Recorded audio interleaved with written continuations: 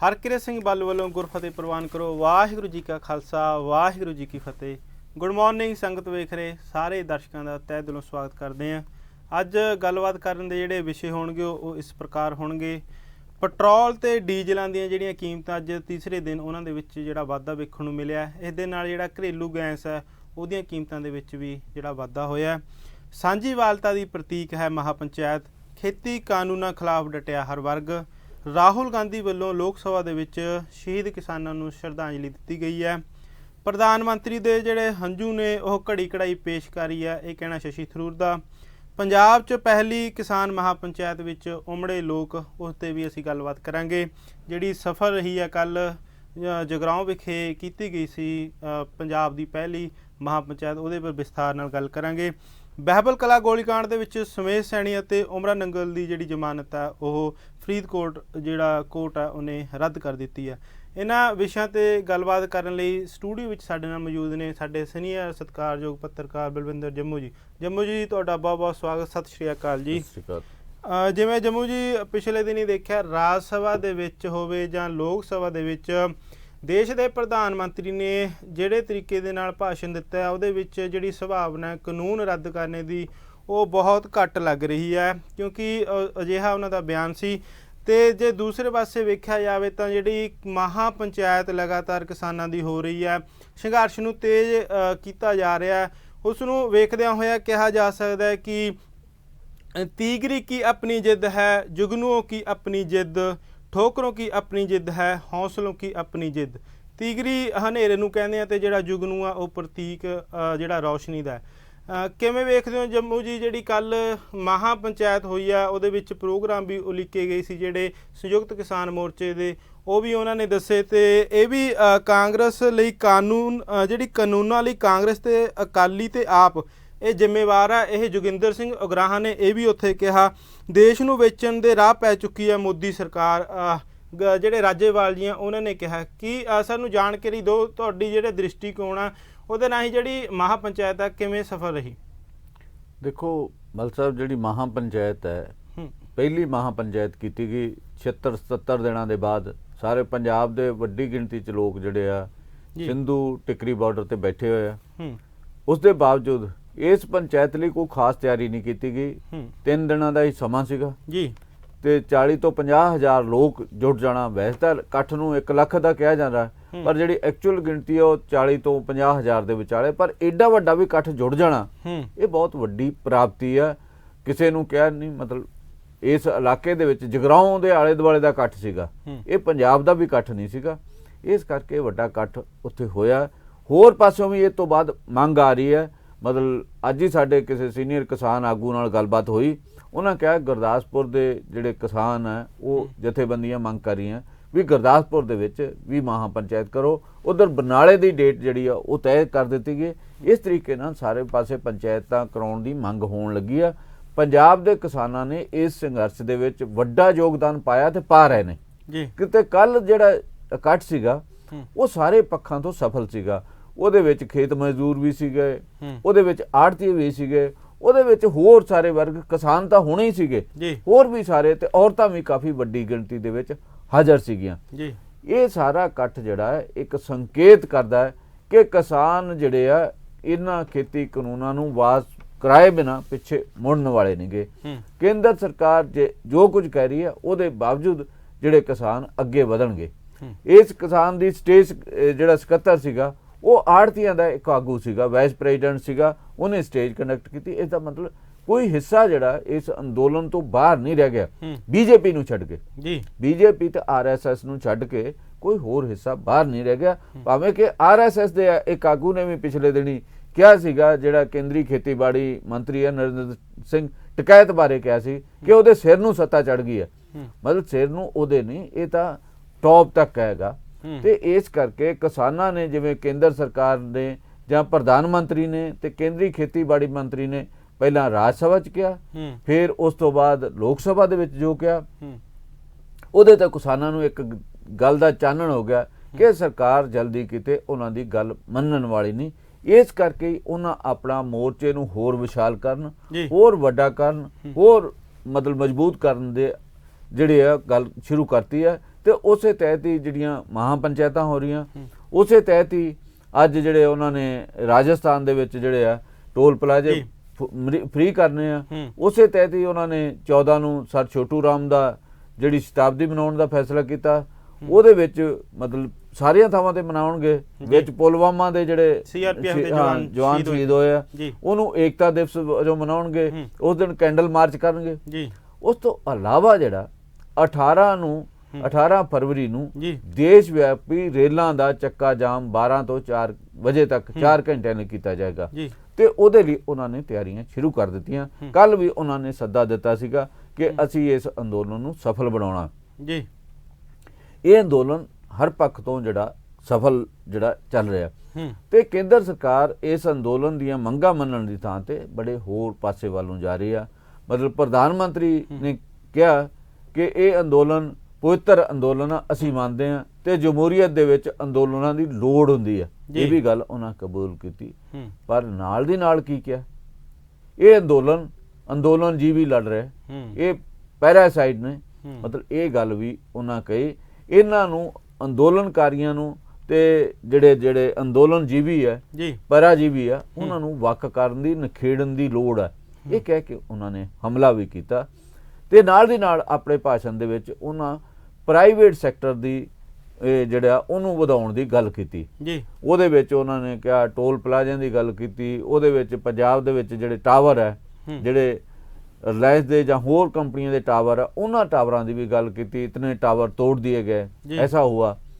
ਪਰ ਪ੍ਰਧਾਨ ਮੰਤਰੀ ਨੇ ਇੱਕ ਵੀ ਸ਼ਬਦ ਜਿਹੜੇ ਇਸ ਅੰਦੋਲਨ ਦੌਰਾਨ ਕਿਸਾਨ ਸ਼ਹੀਦ ਹੋਏ ਆ, ਕੁਰਬਾਨੀਆਂ ਦੇ ਗਏ, ਉਹਨਾਂ ਬਾਰੇ ਇੱਕ ਸ਼ਬਦ ਨਹੀਂ ਕਿਹਾ। ਇਹਦੇ ਤੋਂ ਕੱਲ ਜਦੋਂ ਲੋਕ ਸਭਾ ਦੇ ਵਿੱਚ ਬਜਟ ਤੇ ਬਹਿਸ ਹੋ ਰਹੀ ਸੀਗੀ, ਜਿਹੜੇ ਕਾਂਗਰਸ ਦੇ ਸੀਨੀਅਰ ਆਗੂ ਨੇ ਰਾਹੁਲ ਗਾਂਧੀ, ਉਹਨਾਂ ਨੇ ਬਕਾਇਦਾ ਇਸ ਮੁੱਦੇ ਨੂੰ ਉਠਾਉਂਦਿਆਂ ਕਿਹਾ ਤੇ ਉਹਨਾਂ ਨੇ ਆਪਣੀ ਜਿਹੜੇ 2 ਮਿੰਟ ਦਾ ਮੌਨ ਰੱਖ ਕੇ ਸ਼ਰਧਾਂਜਲੀ ਦਿੱਤੀ। ਉਸ ਤੋਂ ਇਲਾਵਾ ਉਹਨਾਂ ਨੇ ਕੇਂਦਰ ਸਰਕਾਰ ਦੇ ਉੱਪਰ ਤਿੱਖੇ ਹਮਲੇ ਕੀਤੇ। ਤਿੱਖੇ ਹਮਲੇ ਉਹਨਾਂ ਕਰਦਿਆਂ ਕਿਹਾ ਕਿ ਖੇਤੀ ਕਾਨੂੰਨ ਜਿਹੜੇ ਆ ਇਹ ਦੇਸ਼ ਦੇ ਕਿਸਾਨਾਂ ਨੂੰ ਤਬਾਹ ਕਰ ਦੇਣਗੇ, ਇਹਦੇ ਨਾਲ ਦੇਸ਼ ਦੇ ਲੋਕ ਜਿਹੜੇ ਭੁੱਖੇ ਮਰਨ ਲੱਗ ਜਾਣਗੇ ਕਿਉਂਕਿ ਅਨਾਜ ਹੀ ਇੰਨਾ ਮਹਿੰਗਾ ਹੋ ਜਾਏਗਾ। ਇਸ ਕਰਕੇ ਖੇਤੀ ਕਾਨੂੰਨ ਤੋਂ ਵਾਪਸ ਲੈਣੇ ਪੈਣਗੇ। ਉਹਨਾਂ ਕਿਹਾ ਮੌਜੂਦਾ ਸਰਕਾਰ ਦੇ ਉੱਪਰ ਉਹਨਾਂ ਮਤਲਬ ਅਗਲਾ ਹਮਲਾ ਕਰਦਿਆਂ ਕਿਹਾ ਇਹ ਸਰਕਾਰ ਕਹਿੰਦਾ ਕਿ ਇਸ ਸਮੇਂ ਜਿਹੜਾ ਪਰਿਵਾਰ ਭਲਾਈ ਦਾ ਪ੍ਰੋਗਰਾਮ ਸੀਗਾ ਉਹਦੇ 'ਚ ਕਿਹਾ ਹੈ ਹਮ ਦੋ ਹਮਾਰੇ ਦੋ, ਸੁਖੀ ਪਰਿਵਾਰ ਦਾ ਇੱਕ ਨਾਰਾ ਲੱਗਾ ਸੀਗਾ। ਕਹਿੰਦਾ ਹੁਣ ਵੀ ਇਹ ਜਿਹੜੀ ਸਰਕਾਰ ਹੈ ਨਾ ਇਹ ਉਹੋ ਜਿਹੇ ਕੰਮ ਕਰ ਰਹੀ ਆ। ਉੱਪਰ 2 ਨੇ ਸਰਕਾਰ ਦੇ ਵਿੱਚ ਤੇ ਸਰਕਾਰ 2 ਜਣਿਆਂ ਦੀ ਪਾਲਣਾ ਕਰ ਰਹੀ ਆ। ਉਹ ਜਿਹੜੇ ਵੱਡੇ ਦੇਸ਼ ਦੇ ਕਰੋੜਪਤੀ ਨੇ ਜਿਹੜੇ ਹਾਂਜੀ ਮਤਲਬ ਉਹਨਾਂ ਬਾਰੇ ਅੰਬਾਨੀ ਤੇ ਅਡਾਨੀ ਬਾਰੇ ਉਹਨਾਂ ਸੰਕੇਤ ਕੀਤਾ ਵੀ ਸਰਕਾਰ ਉਹਨਾਂ ਦੇ ਲਈ ਹੀ ਕੰਮ ਕਰ ਰਹੀ ਹੈ, ਉਹਨਾਂ ਦੇ ਲਈ ਹੀ ਕਾਨੂੰਨ ਬਣਾ ਰਹੀ ਹੈ। ਤਾਂ ਉਹਨਾਂ ਨੇ ਇਹ ਵੱਡਾ ਹਮਲਾ ਜਿਹੜਾ ਇਹ ਸਰਕਾਰ ਦੇ ਉੱਪਰ ਕੀਤਾ।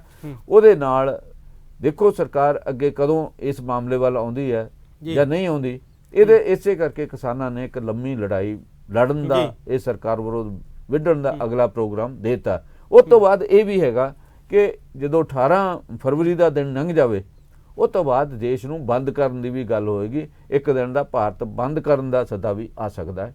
ਇਹ ਅੰਦੋਲਨ ਲੰਮਾ ਹੋਏਗਾ, ਵਿਆਪਕ ਅੰਦੋਲਨ ਜਿਹੜਾ ਬਣ ਜਾਏਗਾ। ਉਹਨਾਂ ਨੇ ਸਾਰਿਆਂ ਦੇ ਆਗੂਆਂ ਨੇ ਇੱਕੋ ਇੱਕ ਗੱਲ ਤੇ ਹੈਗਾ ਵੀ ਇਹ ਸਾਡਾ ਅੰਦੋਲਨ ਸ਼ਾਂਤਮਈ ਰਹਿਣਾ ਚਾਹੀਦਾ, ਅਨੁਸ਼ਾਸਨ ਦੇ ਵਿੱਚ ਰਹਿਣਾ ਚਾਹੀਦਾ। ਜਿੰਨਾ ਸ਼ਾਂਤਮਈ ਰਹੇਗਾ ਉਹਨਾਂ ਹੀ ਇਹ ਸਰਕਾਰ ਹਾਰਦੀ ਜਾਏਗੀ। ਤੇ ਇਹ ਤੋਂ ਬਾਅਦ ਜਦੋਂ ਭਾਰਤ ਬੰਦ ਹੋਏਗਾ ਤਾਂ ਅਗਲੀਆਂ ਲੜਾਈਆਂ ਜਿਹੜੀਆਂ ਉਹ ਨਵੀਆਂ ਦਿਸ਼ਾ ਨਵੇਂ ਰੂਪ ਲੈਣਗੀਆਂ। ਇਸ ਵੇਲੇ ਜਿਹੜਾ ਇਹ ਅੰਦੋਲਨ ਨੂੰ ਹੋਰ ਵੱਡਾ ਵਿਸ਼ਾਲ ਰੂਪ ਦੇਣ ਦੇ ਉੱਪਰ ਕਿਸਾਨ ਆਗੂ ਜਿਹੜਾ ਆਪਣਾ ਯਤਨ ਕਰ ਰਿਹਾ ਤੇ ਕੱਲ ਜਿਹੜੀ ਇਹ ਕਿਸਾਨਾਂ ਨੇ ਆਪਣੀ ਏਕਤਾ ਜਿਹੜੀ ਆ ਲੀਡਰਸ਼ਿਪ ਦੀ ਏਕਤਾ ਉੱਥੇ ਦਿਖਾਈ ਹੈ। ਤੇ ਹੁਣ ਮੇਰਾ ਖਿਆਲ ਅਗਲੇ ਦਿਨ ਉਹਨਾਂ ਨੇ 22 ਤਰੀਕ ਤੱਕ ਜਿਹੜੀਆਂ 23 ਤਰੀਕ ਤੱਕ ਜਿਹੜੀਆਂ ਕਿਸਾਨ ਪੰਚਾਇਤਾਂ ਜਿਹੜੀਆਂ ਮਹਾ ਪੰਚਾਇਤਾਂ ਕਰਨ ਦਾ ਉਹ ਰਾਜਸਥਾਨ ਦੇ ਵਿੱਚ ਵੀ ਹੋਣਗੀਆਂ। ਰਾਜਸਥਾਨ ਦੇ ਵਿੱਚ ਗੰਗਾਨਗਰ ਆ, ਬੀਕਾਨੇਰ ਆ ਜਾਂ ਹੋਰ ਥਾਵਾਂ ਨੇ, ਯੂਪੀ ਦੇ ਵਿੱਚ ਵੀ ਤੇ ਪੰਜਾਬ ਦੇ ਵਿੱਚ ਵੀ ਅਗਲੇ ਦਿਨਾਂ ਦੇ ਵਿੱਚ ਕਿਸਾਨ ਪੰਚਾਇਤਾਂ ਹੋਣਗੀਆਂ। ਤੇ ਉਹ ਤੋਂ ਬਾਅਦ ਜਿਹੜਾ ਅਗਲਾ ਪੜਾਅ ਜਿਹੜਾ ਇਸ ਅੰਦੋਲਨ ਦਾ ਦੇਖਣ ਨੂੰ ਸਾਹਮਣੇ ਆਏਗਾ। ਜਿਵੇਂ ਅਸੀਂ ਇਹ ਵੀ ਪਹਿਲਾਂ ਚਰਚਾ ਵੀ ਕਰ ਚੁੱਕੇ ਹਾਂ ਕਿ ਜਿਵੇਂ ਰਾਜਸੀ ਤੌਰ ਤੇ ਇਕੱਠ ਹੈ ਜਿਹੜਾ ਉਹ ਜ਼ਿਆਦਾਤਰ ਹੁੰਦਾ ਸੀ ਇੰਨਾ ਇਕੱਠ, ਪਰ ਇਹ ਕਿਸਾਨ ਅੰਦੋਲਨ ਆਪਣੇ ਆਪ ਦੇ ਵਿੱਚ ਇਹ ਇਤਿਹਾਸ ਬਣਾ ਰਿਹਾ ਹੈ ਕਿ ਪਹਿਲੀ ਵਾਰ ਹੋਰ ਦੇਖਣ ਨੂੰ ਮਿਲਿਆ ਕਿ ਰਾਜਸੀ ਇਕੱਠ ਤੋਂ ਬਿਨਾਂ ਜਿਹੜਾ ਕਿਸਾਨ ਅੰਦੋਲਨ ਦੀ ਹਮਾਇਤ ਦੇ ਵਿੱਚ ਇੰਨਾ ਇਕੱਠ ਜਿਹੜਾ ਵੇਖਣ ਨੂੰ ਸਾਨੂੰ ਮਿਲ ਰਿਹਾ ਹੈ। ਅਸੀਂ ਚਾਹਾਂਗੇ ਕਿ ਤੁਹਾਨੂੰ ਕੁਝ ਸ਼ਬਦ ਸੁਣਾਈਏ ਬਲਵੀਰ ਸਿੰਘ ਰਾਜੇਵਾਲ ਦੇ, ਜਿਨ੍ਹਾਂ ਨੂੰ ਸੁਣਨ ਦੇ ਲਈ ਹਜ਼ਾਰਾਂ ਦੀ ਤਾਦਾਦ ਦੇ ਵਿੱਚ ਉੱਥੇ ਲੋਕ ਮੌਜੂਦ ਸਨ। ਕੀ ਕੁਝ ਉਹਨਾਂ ਨੇ ਕਿਸਾਨਾਂ ਨੂੰ ਸੰਦੇਸ਼ ਦਿੱਤਾ, ਕੀ ਕੁਝ ਉਹਨਾਂ ਨੇ ਕਿਹਾ, ਅਸੀਂ ਵੀ ਚਾਹੁੰਦੇ ਹਾਂ ਕਿ ਅਸੀਂ ਕੁਝ ਸ਼ਬਦ ਉਹਨਾਂ ਦੇ ਤੁਹਾਡੇ ਰੂਬਰੂ ਕਰਾਈਏ। ਆਓ ਜੀ ਸੁਣਦੇ ਹਾਂ ਬਲਵੀਰ ਸਿੰਘ ਰਾਜੇਵਾਲ ਨੇ ਕੀ ਕੁਝ ਕਿਹਾ ਮਹਾਪੰਚਾਇਤ ਦੇ ਵਿੱਚ। ਸਰਕਾਰ ਸਿਰਫ ਪੰਜਾਬ ਦਾ ਅੰਦੋਲਨ ਕਹੀ ਜਾ ਰਹੀ ਹੈ, ਅਸਲ ਵਿੱਚ ਇਹਦੇ ਪਿੱਛੇ ਵੀ ਇੱਕ ਕਹਾਣੀ ਹੈ। ਪੰਜਾਬ ਇਸ ਅੰਦੋਲਨ ਦਾ ਧੁਰਾ ਹੈ, ਇਹ ਤੋਂ ਇਨਕਾਰ ਨਹੀਂ ਕੀਤਾ ਜਾ ਸਕਦਾ। ਮੈਂ ਆਪਣੀ ਗੱਲ ਸ਼ੁਰੂ ਕਰਨ ਤੋਂ ਪਹਿਲਾਂ ਇੱਕ ਕਹਾਣੀ ਜਿਹੜੀ ਮੇਰੇ ਨਾਲ ਬੀਤੀ, ਜਿਹੜਾ ਇਸ ਅੰਦੋਲਨ ਦਾ ਆਧਾਰ ਬਣਿਆ, ਉਹ ਤੁਹਾਡੇ ਨਾਲ ਸ਼ੇਅਰ ਕਰਨੀ ਚਾਹਾਂਗਾ। ਅਕਤੂਬਰ 2017 ਵਿੱਚ ਨੀਤੀ ਆਯੋਗ ਨੇ ਇੱਕ ਦਿੱਲੀ ਮੀਟਿੰਗ ਸੱਦੀ। ਉਹਦੇ ਵਿੱਚ ਉੱਤਰੀ ਭਾਰਤ ਚੋਂ ਮੈਨੂੰ ਸੱਦਿਆ ਗਿਆ, ਇੱਕ ਕਿਸਾਨ ਨੇਤਾ ਰਾਜਸਥਾਨ ਤੋਂ ਤੇ ਇੱਕ ਕਿਸਾਨ ਨੇਤਾ ਮਹਾਰਾਸ਼ਟਰ ਤੋਂ। ਉਹਦੇ 'ਚ ਕੋਈ 100 ਸੱਜਣ ਹਾਜ਼ਰ ਸੀ। ਬਹੁਤੇ ਕੰਪਨੀਆਂ ਦੇ ਮਾਲਕ ਆ, ਉਹਨਾਂ ਦੇ CEO ਜਾਂ ਫਿਰ ਉੱਥੇ ਸਰਕਾਰੀ ਅਰਥਸ਼ਾਸਤਰੀ ਤੇ ਅਧਿਕਾਰੀ ਸਨ। ਮੁੱਦਾ ਸੀ ਖੇਤੀ 'ਚ ਖੜੋਤ ਆ ਗਈ, ਇਹਨੂੰ ਕਿਵੇਂ ਦਰੁਸਤ ਕੀਤਾ ਜਾਏ। ਸਾਰਾ ਗਿਣੀ ਮਿਥੀ ਖੇਡ ਸੀ। ਸਭ ਤੋਂ ਪਹਿਲਾਂ ਇੱਕ ਸਰਕਾਰੀ ਅਰਥਸ਼ਾਸਤਰੀ ਉੱਠਿਆ, ਉਹਨੇ ਕਿਹਾ ਵੀ ਖੇਤੀ 'ਚ ਖੜੋਤ ਆ ਗਈ, ਇਹਦੀ ਖੜੋਤ ਤੋੜਨ ਲਈ ਇਨਵੈਸਟਮੈਂਟ ਚਾਹੀਦੀ ਹੈ, ਪੈਸਾ ਚਾਹੀਦਾ ਹੈ। ਕਿਸਾਨ ਦੇ ਕੋਲ ਕੁਝ ਨਹੀਂ, ਉਹ ਖੁਦਕੁਸ਼ੀਆਂ ਕਰ ਰਹੇ ਨੇ। ਇਸ ਲਈ ਬੇਨਤੀ ਕੀਤੀ ਜਾਵੇ ਵੱਡੀਆਂ ਕੰਪਨੀਆਂ ਨੂੰ, ਕਾਰਪੋਰੇਟਸ ਨੂੰ, ਉਹ ਖੇਤੀ 'ਚ ਇਨਵੈਸਟਮੈਂਟ ਕਰਨ, ਪੈਸਾ ਲਾਉਣ। ਉਸ ਤੋਂ ਤੁਰੰਤ ਬਾਅਦ ਇੱਕ ਕੰਪਨੀ ਦਾ CEO ਉੱਠਿਆ। ਮੈਂ ਜਿਸ ਤਰ੍ਹਾਂ ਪਹਿਲਾਂ ਕਿਹਾ ਗਿਣੀ ਮਿਥੀ ਖੇਡ ਸੀ, ਉਹਨੇ ਉੱਠਦਿਆਂ ਹੀ ਕਿਹਾ ਅਸੀਂ ਪੈਸਾ ਲਾਉਣ ਲਈ ਤਿਆਰ ਹਾਂ, ਪਰ ਸਾਡੀਆਂ ਕੁਝ ਸ਼ਰਤਾਂ ਨੇ। ਸ਼ਰਤ ਕੀ ਹੈ? ਉਹ ਕਹਿੰਦਾ ਵੀ ਸਾਨੂੰ 5-5, 7-7 ਹਜ਼ਾਰ ਏਕੜ ਦੇ ਜ਼ਮੀਨ ਦੇ ਕਲਸਟਰ ਬਣਾ ਕੇ ਦੇ ਦਿਓ, ਜਿਹਨੂੰ ਆਪਾਂ ਕਹਿੰਦੇ ਫਲਾਣੇ ਕੋਲ 20 ਕਿੱਲੇ ਦਾ ਟੱਕ ਹੈ, ਫਲਾਣੇ ਦਾ 10 ਕਿੱਲੇ ਦਾ ਟੱਕ ਹੈ। 5-5, 7-7 ਹਜ਼ਾਰ ਏਕੜ ਦੇ ਕਲਸਟਰ ਬਣਾ ਕੇ ਦੇ ਦਿਓ, ਉਹਦਾ ਠੇਕਾ ਸਰਕਾਰ ਤੈਅ ਕਰ ਦੇ, ਅਸੀਂ ਸਰਕਾਰੀ ਖਜ਼ਾਨੇ 'ਚ ਜਮ੍ਹਾਂ ਕਰ ਦਿਆਂਗੇ ਤੇ ਸਰਕਾਰ ਅੱਗੇ ਕਿਸਾਨ ਨੂੰ ਦੇ ਦੇ। ਪਰ ਸ਼ਰਤ ਇਹ ਹੈ ਕਿਸਾਨ ਸਾਡੇ ਕੰਮ 'ਚ ਦਖਲ ਨਾ ਦੇ। 50 ਸਾਲ ਵਾਸਤੇ ਸਾਨੂੰ ਇਹ ਜ਼ਮੀਨ ਸੰਭਾਲ ਦਿਓ, 50 ਸਾਲ ਦਾ ਠੇਕਾ ਸਾਡੇ ਨਾਲ ਲਿਖਤੀ ਕਰ ਲਓ। 50 ਸਾਲਾਂ 'ਚ 3 ਪੁਸ਼ਤਾਂ ਕੰਮ ਕਰਨ ਵਾਲੀਆਂ ਬਦਲ ਜਾਂਦੀਆਂ। ਉਹ ਕਹਿੰਦੇ ਬਈ ਸਾਡੇ ਜੇ ਖੇਤ ਵਿੱਚ ਕੰਮ ਕਰਨਾ ਹੈ ਕਿਸਾਨ ਨੇ, ਤਾਂ ਮਜ਼ਦੂਰ ਬਣ ਕੇ ਕੰਮ ਕਰੇ। ਮੀਟਿੰਗ ਚੱਲਦੀ ਰਹੀ, ਜਿਹੜਾ ਉੱਠੇ ਇਹੀ ਗੱਲ, ਜਿਹੜਾ ਉੱਠੇ ਇਹੀ ਗੱਲ। ਮੇਰੀ ਵਾਰੀ ਆਈ, ਨੰਬਰ ਕੱਟਤਾ, ਇਹਨਾਂ ਦੀ ਗੱਲ ਬਾਅਦ 'ਚ ਸੁਣਾਂਗੇ। ਰਾਮਪਾਲ ਜਾਟ ਦੀ ਵਾਰੀ ਆਈ, ਉਹਦੀ ਵੀ ਕਹਿੰਦੇ ਬਾਅਦ 'ਚ ਸੁਣਾਂਗੇ। ਵਿਜੇ ਜਵੰਦੀਆ ਦੀ ਵਾਰੀ ਆਈ, ਕਹਿੰਦੇ ਬਾਅਦ 'ਚ ਸੁਣਾਂਗੇ। ਅੱਧਾ ਘੰਟਾ ਮੀਟਿੰਗ ਖਤਮ ਹੋਣ 'ਚ ਰਹਿ ਗਿਆ।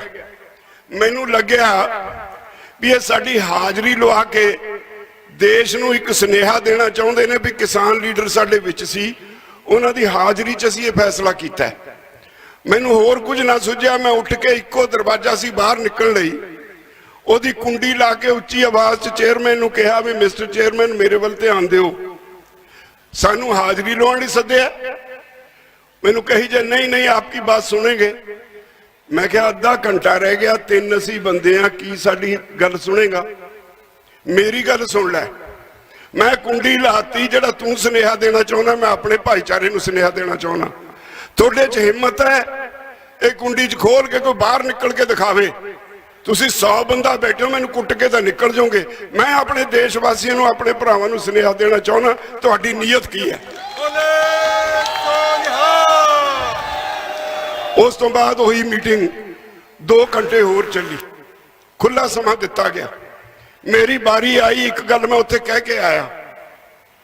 ਮੈਂ ਕਿਹਾ ਵੀ ਪੰਜਾਬ ਦਾ ਜੱਟ, ਬਹੁਤ ਸਾਰੀਆਂ ਗੱਲਾਂ ਹੋਈਆਂ ਪਰ ਇੱਕ ਗੱਲ ਜਿਹਨੇ ਉਹਨਾਂ ਤੇ ਅਸਰ ਕੀਤਾ, ਪੰਜਾਬ ਦਾ ਜੱਟ ਤੇ ਹਰਿਆਣੇ ਦਾ ਜਾਟ, ਇਹਦੀ ਕਲਚਰ ਇੱਕ ਹੈ, ਇਹਦਾ ਸੱਭਿਆਚਾਰ ਇੱਕ ਹੈ। ਸਾਡੇ ਘਰਾਂ ਵਿੱਚ, ਪਿੰਡਾਂ ਵਿੱਚ ਵੱਸਦੇ ਆ, ਜੇ ਕੋਈ ਪਰਿਵਾਰ ਸਾਰੀ ਜ਼ਮੀਨ ਵੇਚ ਦੇ, ਅਸੀਂ ਫੇਰ ਵੀ ਉਹਦੇ ਔਲਾਦ ਨੂੰ ਕਹਿੰਦੇ ਆ ਜ਼ਿਮੀਂਦਾਰ ਦੀ ਔਲਾਦ ਹੈ। ਜਦੋਂ ਅਸੀਂ ਧੀਆਂ ਪੁੱਤਾਂ ਦੇ ਰਿਸ਼ਤੇ ਕਰਦੇ ਆ ਤਾਂ ਪਹਿਲਾਂ ਪੁੱਛਦੇ ਆ ਮੁੰਡੇ ਨੂੰ ਜ਼ਮੀਨ ਕਿੰਨੀ ਆਉਂਦੀ ਹੈ। ਇਹਦਾ ਅਰਥ ਹੈ ਵੀ ਅਸੀਂ ਧਰਤੀ ਨਾਲ ਜੁੜੇ ਹੋਏ ਲੋਕ ਆ। ਸਾਡੇ ਕੋਲੋਂ ਤੁਸੀਂ ਜ਼ਮੀਨ ਖੋਹ ਨਹੀਂ ਸਕਦੇ। ਜੇ ਇਹ ਜਿਹਾ ਗਲਤ ਕਦਮ ਚੁੱਕ ਲਿਆ ਤਾਂ ਯਾਦ ਰੱਖਿਓ, ਪੰਜਾਬ ਔਰ ਹਰਿਆਣੇ ਦਾ ਹਰ ਜੱਟ ਜਿਹਦੇ ਕੋਲ 1 ਕਿੱਲਾ ਹੈ ਉਹ ਵੀ, ਜਿਹਦੇ ਕੋਲ 10 ਕਿੱਲੇ ਆ ਉਹ ਵੀ ਮੋਢੇ ਤੇ ਗੰਡਾਸਾ ਹੋਏਗਾ। ਤੁਸੀਂ ਪੰਜਾਬ ਤੇ ਹਰਿਆਣੇ ਨੂੰ ਕੰਟਰੋਲ ਨਹੀਂ ਕਰ ਸਕੋਗੇ।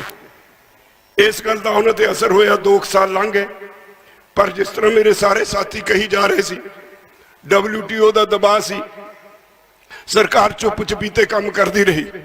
ਦੂਜੇ ਪਾਸੇ ਮੈਂ ਵੀ ਸ਼ੱਕ ਹੋ ਗਿਆ, ਚੁੱਪ ਚਪੀਤੇ ਕਾਗਜ਼ ਪੱਤਰ ਇਕੱਠੇ ਕਰਦਾ ਰਿਹਾ। ਮੇਰੇ ਧਿਆਨ 'ਚ ਜਿਹੜਾ ਕਮਿਸ਼ਨ ਤੁਹਾਡੇ ਭਾਮਿਤ ਦਾ ਹੈ ਉਹਦੀ ਇੱਕ ਰਿਪੋਰਟ ਹੱਥ ਲੱਗ ਗਈ।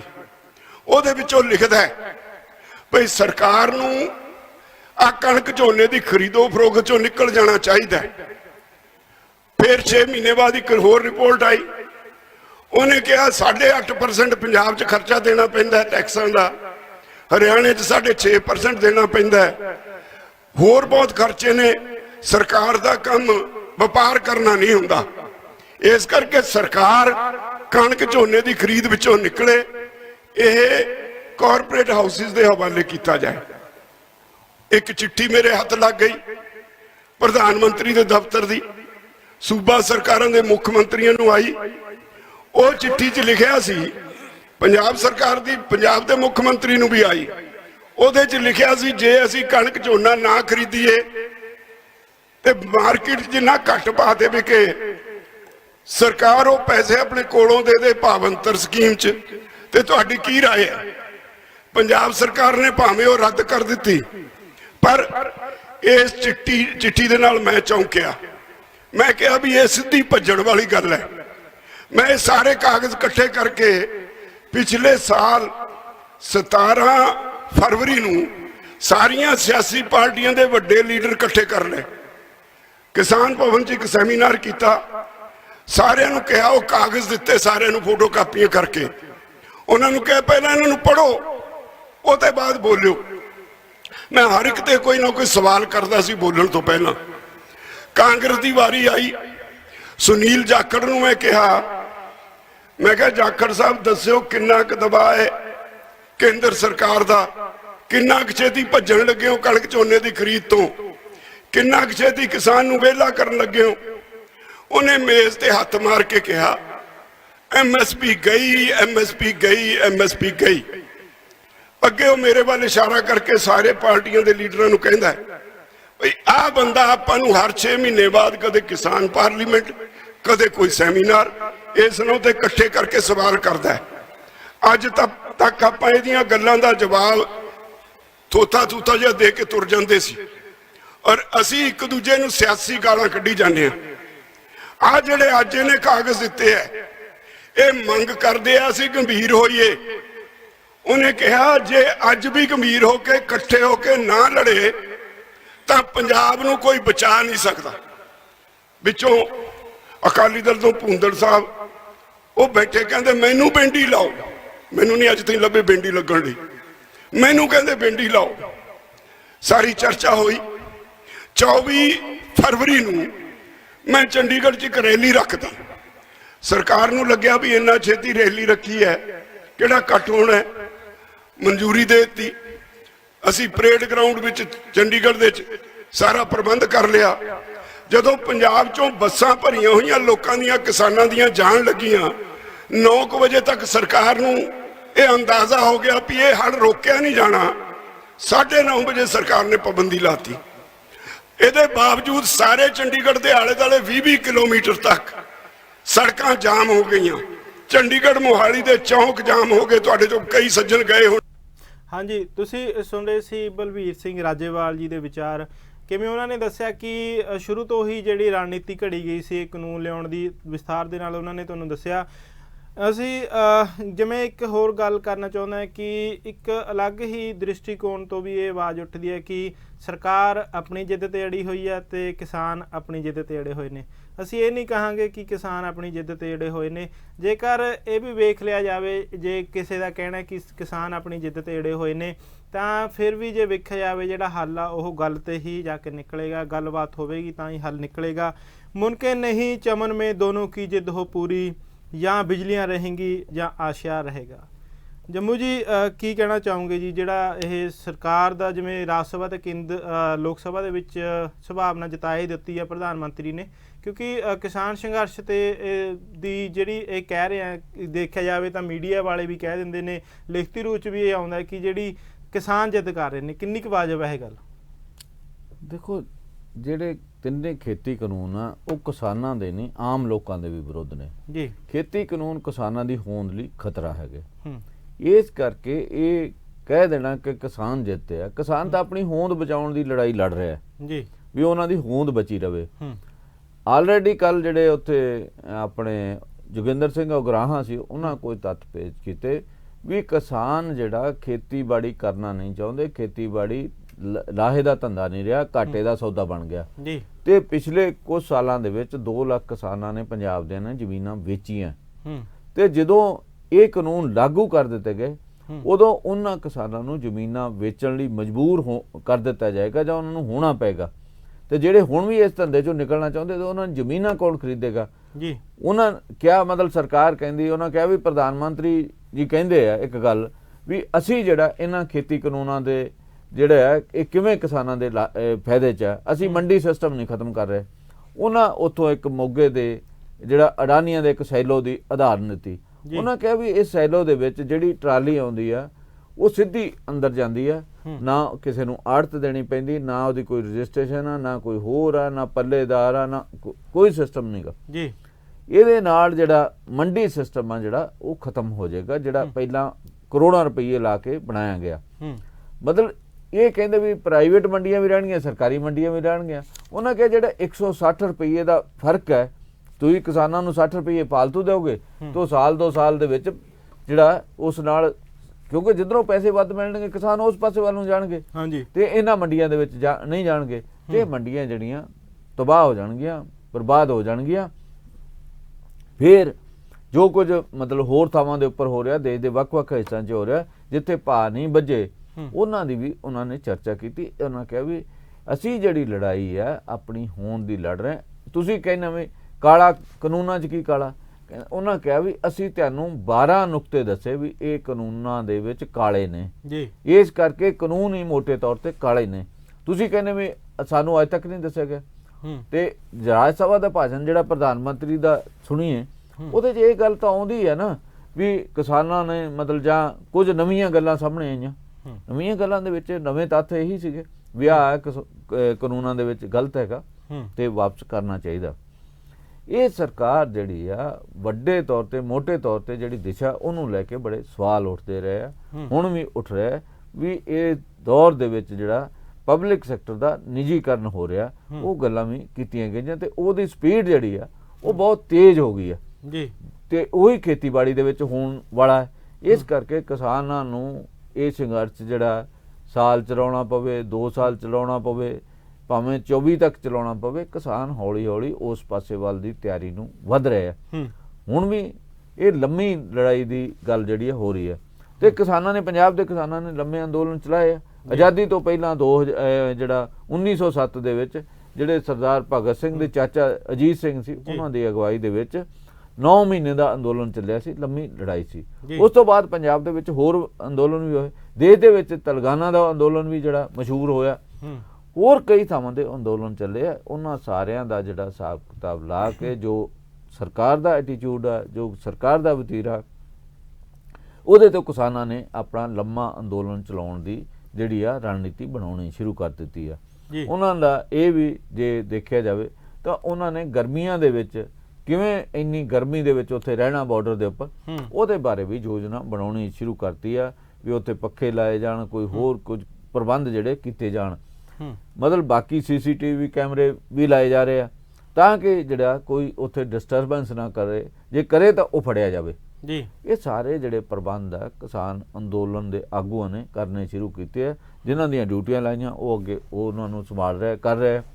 ਲੰਮੀ ਲੜਾਈ ਦੇ ਲਈ 600-700 ਵਲੰਟੀਅਰ ਵੀ ਉਹਨਾਂ ਨੇ ਖੜੇ ਕੀਤੇ ਉੱਤੇ। ਉਸ ਤੋਂ ਇਲਾਵਾ ਹੋਰ ਕਦਮ ਵੀ ਚੁੱਕੇ ਜਾ ਰਹੇ। ਇਸ ਕਰਕੇ ਅੰਦੋਲਨ ਲੰਮਾ ਜਾਏਗਾ। ਜੇ ਕੇਂਦਰ ਸਰਕਾਰ ਇਸ ਅੰਦੋਲਨ ਨੂੰ ਰੋਕਣਾ ਚਾਹੁੰਦੀ ਹੈ ਤਾਂ ਇੱਕੋ ਹੀ ਆ, ਮਤਲਬ ਇਹਨਾਂ ਖੇਤੀ ਕਾਨੂੰਨਾਂ ਨੂੰ ਉਹਨੂੰ ਵਾਪਸ ਲੈਣਾ ਪਏਗਾ। ਇਸ ਤੋਂ ਬਿਨਾਂ ਕੋਈ ਹੋਰ ਰਸਤਾ ਨਹੀਂ ਰਹਿ ਜਾਏਗਾ। ਤਾਂ ਸਰਕਾਰਾਂ ਜਿਹੜੀਆਂ ਲੋਕ ਬਣਾਉਂਦੇ ਆ, ਫਿਰ ਉਹ ਸਵਾਲ ਕਿਸੇ ਨਾ ਕਿਸੇ ਦਿਨ ਉੱਠਣਾ ਲੱਗ ਪਏਗਾ ਵੀ ਠੀਕ ਹੈ ਕਿਸਾਨ ਕਹਿਣਗੇ ਸਾਡੇ ਦੇਸ਼ ਦੇ ਵਿੱਚ ਅਜੇ ਵੀ 60% ਤੋਂ ਉੱਪਰ ਕਿਸਾਨ ਆ।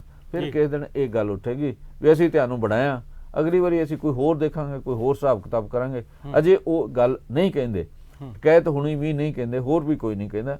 ਪਰ ਅਲਟੀਮੇਟਲੀ ਇਹ ਲੜਾਈ ਇਸ ਪਾਸੇ ਵੱਲ ਨੂੰ ਵੱਧ ਸਕਦੀ ਹੈ ਕਿ ਤੁਸੀਂ ਸਾਡੇ ਲਈ ਆਹ ਗਲਤ ਕੰਮ ਕੀਤੇ, ਆਹ ਗਲਤ ਕਾਨੂੰਨ ਲਿਆਂਦੇ, ਤੇ ਇਸ ਕਰਕੇ ਅਸੀਂ ਲੜਾਈ ਨੂੰ ਉਸ ਲੈਵਲ ਤੇ ਲੈ ਕੇ ਜਾਵਾਂਗੇ। ਜੀ ਜੰਮੂ ਜੀ, ਜਿਵੇਂ ਤੁਸੀਂ ਗੱਲ ਕਰ ਰਹੇ ਸੀ ਕਿ ਕਾਰਪੋਰੇਟ ਜਿਹੜੇ ਘਰਾਣੇ ਆ ਉਹਨਾਂ ਦੇ ਪੱਖ ਦੇ ਵਿੱਚ ਇਹ ਕਾਨੂੰਨ ਆ ਜਿਹੜੇ ਉਹ ਹਮਾਇਤ ਕਰ ਰਹੇ ਨੇ। ਜੇ ਗੱਲ ਕੀਤੀ ਜਾਵੇ ਜੰਮੂ ਜੀ ਇਹਨਾਂ ਕਾਨੂੰਨਾਂ ਦੇ ਨਾਲ ਜਿਹੜੀ ਆਮ ਜਨ ਸਧਾਰਨ ਆ ਉਹਦੇ ਵਾਸਤੇ ਕਿ ਆਪਾਂ ਕਾਲ ਲੈਂਦੇ ਇਸ ਤੋਂ ਗੱਲ ਕਰਦੇ ਹਾਂ। ਸਤਿ ਸ਼੍ਰੀ ਅਕਾਲ ਜੀ, ਤੁਹਾਡਾ ਸਵਾਗਤ, ਤੁਹਾਡਾ ਨਾਮ? ਸਤਿ ਸ਼੍ਰੀ ਅਕਾਲ ਜੀ, ਮੇਰਾ ਨਾਮ ਰਣਦੀਪ ਸੰਧੂ ਹੈ ਜੀ, ਮੈਂ ਸਾਊਥ ਹਾਲ ਤੋਂ ਬੋਲਦਾ ਹਾਂ। ਹਾਂਜੀ, ਸਾਊਥ ਹਾਲ ਤੋਂ ਸਵਾਗਤ ਹੈ ਜੀ ਸੰਧੂ ਸਾਹਿਬ ਜੀ। ਹਾਂਜੀ, ਜਿਹੜੀ ਆਪਣੀ ਸੰਘਰਸ਼ ਦੀ ਰੂਪਰੇਖਾ ਬਣਾ ਰਹੇ ਹੈਗੇ ਆ, ਇੱਕ ਚੰਗੀ ਗੱਲ ਹੈਗੀ ਆ ਜੀ, ਪਰ ਇਹ ਸੰਘਰਸ਼ ਦਾ ਲੰਬਾ ਹੋ ਜਾਣਾ ਇਹ ਕੋਈ ਜ਼ਿਆਦਾ ਇੱਕ ਚਿੰਤਾ ਵਾਲੀ ਗੱਲ ਹੈਗੀ ਆ। ਪੱਛਮੀ ਬੰਗਾਲ ਦੇ ਵਿੱਚ ਹੋ ਰਹੀਆਂ ਬੀਜੇਪੀ ਦੀਆਂ ਚੋਣਾਂ ਜੇ ਉੱਥੇ ਜਿੱਤ ਜਾਂਦੀ ਆ ਤੇ ਉਹ ਇਸ ਸੰਘਰਸ਼ ਦੇ ਲਈ ਇੱਕ ਜ਼ਹਿਰ ਦਾ ਟੀਕਾ ਹੋਵੇਗਾ। ਇਹ ਮੇਰੀ ਇਸ ਤਰ੍ਹਾਂ ਮੇਰਾ ਖਿਆਲ ਹੈਗਾ ਆ। ਦੂਸਰਾ, ਜਿਹੜਾ ਦੇਸ਼ ਵਿਦੇਸ਼ ਦੇ ਜਿੰਨੇ ਵੀ ਸੰਘਰਸ਼ ਦੇ ਹਮਾਇਤੀ ਹੈਗੇ ਆ, ਉਹ ਜਿਹੜੀ 26 ਜਨਵਰੀ ਦੀ ਘਟਨਾ ਹੋਈ ਆ ਉਹਦੇ ਦੇ ਨਾਲ ਉਹ ਦੋ ਧੜਿਆਂ ਦੇ ਵਿੱਚ ਦੇਸ਼ ਦਾ ਔਰ ਵਿਦੇਸ਼ ਦਾ ਜਿਹੜਾ ਵਰ ਗਿਆ ਉਹ ਵੰਡਿਆ ਗਿਆ ਹੈਗਾ। ਇਹ ਇੱਕ ਬਹੁਤ ਮੰਦਭਾਗੀ ਗੱਲ ਹੈਗੀ ਹੈ। ਤੀਸਰੀ ਗੱਲ ਮੈਂ ਕਰਨੀ ਚਾਹੁੰਦਾ ਆ, ਨਵਪ੍ਰੀਤ ਕੌਰ ਜਿਹੜੀ ਬੇਟੀ ਆ ਉਹਦੇ ਬਾਰੇ ਹਾਲੇ ਕੋਈ ਹਲਚਲ ਨਹੀਂ ਹੋਈ, ਨਾ ਤਾਂ ਸਟੇਜਾਂ ਤੇ ਉਹਦੇ ਬਾਰੇ ਕੋਈ ਬਿਆਨ ਦਿੱਤਾ ਗਿਆ। ਜਨਤਕ ਤੌਰ ਤੇ ਉਹਨੂੰ ਯਾਦ ਨਹੀਂ ਕਰ ਰਹੇ, ਜਿਹੜਾ ਵੀ ਇਹ ਇੱਕ ਚਿੰਤਾ ਵਾਲੀ ਗੱਲ ਹੈਗੀ ਆ।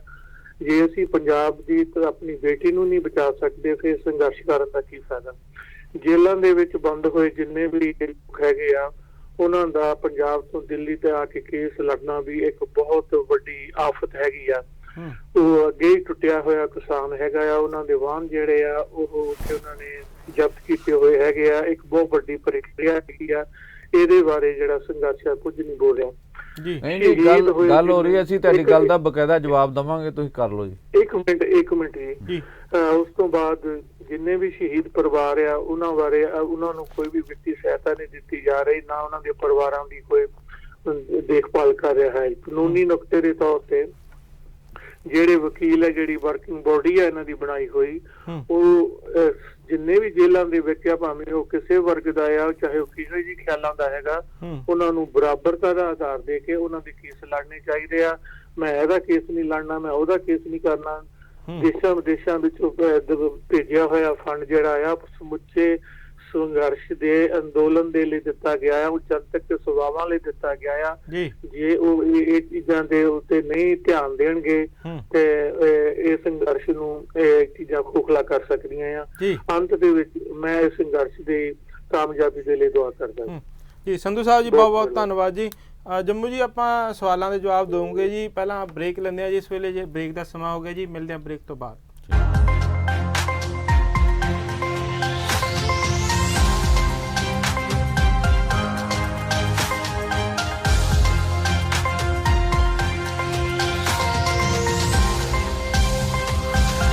क्या हंस क्या बगला